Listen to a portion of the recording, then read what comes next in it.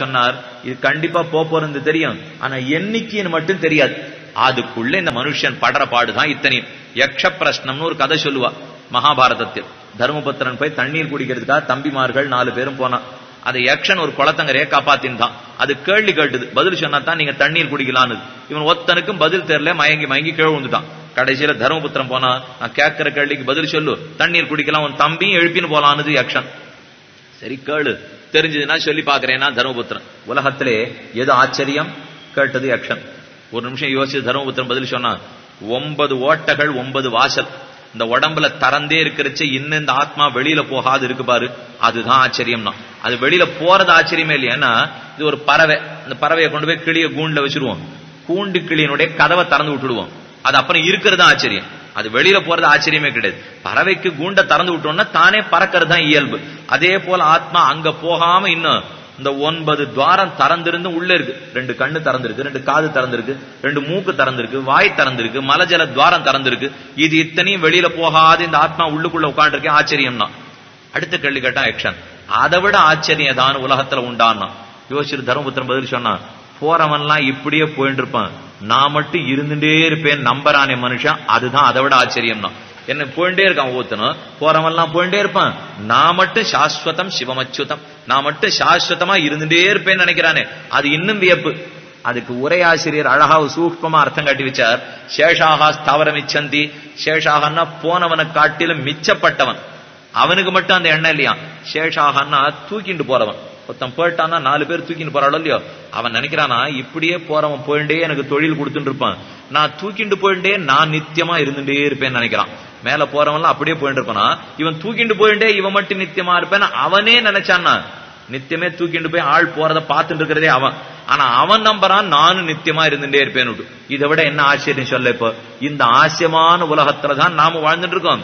இதுல 50ங்கிறோம், 40ங்கிறோம், 60ங்கிறோம், 70ங்கிறோம். தொண்டடிப்படி ஆழ்வார் வேத நூல் பிராயம் 100 மனுஷர்தாம் புகுவரேலும் பாதி முறங்கி போகும் நின்னையி 15 ஆண்டு பேதை பாலகன் அதாகும் பிணி பசி மூப்பு துன்பம் ஆதலால் பிறவி வேண்டேன் அரங்கமான அருளானே. திருமாலைங்கிற அழகான பிரபந்தம். இந்த 45 பாட்டை தெரிஞ்சுக்கலன்னா திருமாலை அறியாதார் திருமாலையே அறியாதார்னு சொல்லுவார்கள். திருமால்னா நாராயணன், அவனையே தெரிஞ்சுக்க முடியாதான் இந்த 45 பாட்டை அறிந்து கொள்ளாமல் போனால். அவ்வளவு முக்கியமான ரொம்ப எளிதான பாடல்கள். அந்த பாட்டுல சொல்றார், வேத நூல் பிராயம் 100, வேதம் எனக்கு கொடுத்தது 100 வருஷம், அதை யாரும் முழுக்க வாழ்ந்துடுறதில்லை. அது என்னமோ தெரியல. இப்போ இந்த கிழக்கத்திய நாடுகள்ல மட்டும்தான் இந்த 100, 120, 130 இதெல்லாம் சொல்லிட்டே இருக்காவா, என்ன காயகல்பம் வச்சிருக்கான்னு தெரியல. இப்போ நமக்கு ஒண்ணு அவ்வளவு தூரம் காணும். சில தேசத்துல மட்டும் இந்த 100 தாண்டியே போயிட்டு இருக்கு. அப்ப தொண்டு கிழவர்களும் கிழவிகளும் அவ்வளவு சௌக்கியமா வாழ்ந்துட்டு இருக்கா.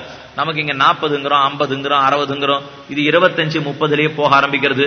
அப்படியே ஒரு வேளை மனுஷனுக்கு கிடைக்கிறதுன்னே வச்சுப்போமே, 100 கிடைச்சுடுத்து. மனுஷர் தாம் புகுவர் ஏலும் பாதியும் உறங்கி போகும். இதுல பாதி வருஷம் தூங்கியே கழிச்சுடுறான். ஒரு நாள்ல பாதி தூக்கத்துல போயிடுறதா. நின்னையி 15 ஆண்டு, மிச்சம் இருக்கிறது 15 ஆண்டு.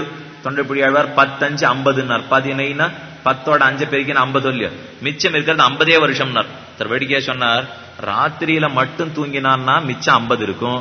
இவன் பகல்லையும் சேர்த்து தூக்க ஆரம்பிச்சான்னா நின்னையி 15 ஆண்டுன்னா இப்படி வச்சுங்க, 10, 5, 50 இல்ல, 10, 5, 15 தான் மிஞ்சும். ஏன்னா இன்னொரு 35 தூங்கி கழிச்சுட்டான். அந்த மிச்சம் இருக்கிற கடைசி தேர்றதே ஒரு 15 ஆண்டு. இதுலயான பிரம்மத்தை பத்தி தெரிஞ்சுக்க வரானா, பேதை பாலகன் அதாகம் பிணி பசி மூப்பு துன்பம், இந்த தூங்கின நாழி போக இத்தனை கழிக்க வேண்டியிருக்கு. இப்ப பேதை முதல் 3 வயசு வரைக்கும் எனக்கு பசின்னா சொல்ல தெரியாது, என்னை கழுவி கொள்ளவே எனக்கு தெரியாது, இது முதல் கட்டம். பாலகன் கொஞ்சம் வயசாயிடுத்து, வயசு இப்ப 5 வயசுல இருந்து 15 வயசு வரைக்கும்னா விளையாட்டிலேயே புத்தி, மத்த எதுலயும் புத்தி இல்லை. அடுத்து கட்டிளங்காலை 18, இப்பவான பெருமாளை பத்தி தெரிஞ்சுக்க வரலாமான்னா, இல்ல நான் இப்பதானே அனுபவிக்கிறதுக்கே வயசு வந்திருக்கு, 18ல இருந்து 28 அனுபவிச்சே இளம பிராயத்தை கழிச்சுடுவான். சரி 30 ஆயிடுத்து, இனிமே அனுபவத்துல ஒண்ணுமில்லை, இளம போயிடுத்து, இப்ப வரலாமேன்னா, இப்பதானே எனக்கு முக்கியமான பொறுப்புகள்லாம் வந்திருக்கு, கல்யாணம் பண்ணிருக்கேன், குழந்தை பிறந்திருக்கு, அத்தை படிக்க வைக்கணும், அதுக்கு மேல கொண்டு வரணும், முன்னுக்கு கொண்டு வரணும், பொறுப்பு. சரி ஆயிடுத்து சாமி 50 வயசு, கல்யாணம் எல்லாம் பண்ணி கொடுத்தாச்சு, பொறுப்பெல்லாம் கழிச்சாயிடுச்சு, இப்பவான்னு கேட்க வரலாமான்னார். கண்டிப்பா வரேன்னு இப்ப கிளம்பினான். ஆனா இப்ப கிளம்பச்சே கால் நடக்க மாட்டேங்கிறது, காது கேட்க மாட்டேங்கிறது, கண்ணு பார்க்க மாட்டேங்கிறது, ஒண்ணு உனக்கு ஒத்துழைக்கல. எப்ப இதெல்லாம் ஒழுங்கா இருந்ததோ மனசு இல்லை, எப்ப மனசு இப்ப வருதோ அப்ப இது இத்தனையுமே ஒத்துழைக்காது. இதுக்கு நடுவுல இவன் எங்க தெரிந்து கொண்டு வர? அதனாலதான் காலக்கணக்க சொல்றேன் மைத்ரேயா, கேட்டுக்கோ. நமக்கு எத்தனை காலம், அவர்களுக்கெல்லாம் எத்தனை காலம் என்று காலத்தை பத்தி விளக்கமாக சொல்ல ஆரம்பித்தார். அடுத்த இது மொத்தம் 6 அம்சங்கள் அடங்கினது. அதுல இப்ப முதல் அம்சத்தை தான் நாம பார்த்துட்டு இருக்கோம். இருக்கிறதுலே கட்டமான பகுதியை இன்னைக்கு கேட்டு முடிச்சுட்டோம். அதனால இனிமே நாளிலேருந்து இந்த மாதிரி எல்லாம் எந்த கட்டமும் நீங்க கேட்டுக்க வேண்டாம். கதையாத்தான் நாளிலேருந்து பார்க்க போறோம். இருந்தாலும் வேற வழி கிடையாது. எனக்கு முதல் அம்சத்துல படைப்பை பத்தி சொல்லியிருக்கார். இது என்னைக்கா இருந்தாலும் என்னைக்கான ஒரு நாள் நீங்களும் தெரிஞ்சுதான் ஆகணும், நானும் சொல்லித்தான் ஆகணும். அதனாலதான் இந்த முதல் நாளே கட்டத்தை தாண்டிட்டோம்னா பரீட்சத்துக்கு போறச்சே, இந்த பரீட்சை எழுதுறதுக்காக போறச்ச கட்டமான கேள்விக்கெல்லாம் முதல்ல பதில் எழுதணும்னு சொல்லி அனுப்புவா. ஏன்னா அப்புறம் சுலபமா இருக்கிறத வேகமா நாம எழுதிக்கலாம். இது ஒரு வகை. சில பேர் சுலபமா இருக்கிறது எல்லாத்தையும் முதல்ல எழுதிக்கோ, கட்டமானத்தை அப்புறம் பாத்துக்கலாம்னுவா. நாம இப்ப முதல் வழியில போயிருக்கோம். கட்டமானத்தை இன்னைக்கு பார்த்துட்டோம். இனிமே நாளில இருந்து அனுபவம் மட்டும்தான். கதையா ரொம்ப அழகான தத்துவங்களை எல்லாம் சொல்லுகிறார். ஆக என்ன காலம்ங்கிறது என்ன, கர்மாக்கள் இன்னும் எப்படி பிரித்தோம், ராட்சசனாரு, கந்தர்னாரு, நானாரு, இனி பெருமான் வராக பெருமான் பண்ணினது என்ன, நரசிம்ம பெருமான் பண்ணினது என்ன, கஜேந்திராழ்வான் பண்ணினது என்னங்கிற கதையத்தனையும் நாளை சாயங்காலம் அறிவித்தா போலே 6:30 மணியிலிருந்து இந்த இடத்துல தொடங்கும். 8:30 மணி வரைக்கும் கண்டிப்பா சொல்லிடுவேன். அப்புறம் உங்களுடைய விருப்பத்தை பொறுத்தது. சொல்றதை பொறுத்த வரைக்கும் எனக்கு ஒண்ணு இல்லை. நான் 3 மணி நேரம் சொல்லணும்னு சொல்லிட்டு இருப்பேன். அதனால எது வேணுமோ உங்கள் விருப்பத்தை பொறுத்து நாளிலேருந்து வச்சுப்போம். யாரெல்லாம் தெரிந்தவர்கள் இருப்பார்களோ அவசியம் அவர்களிடத்திலையும் சொல்லி வந்து கேட்கணும்னு கேட்டு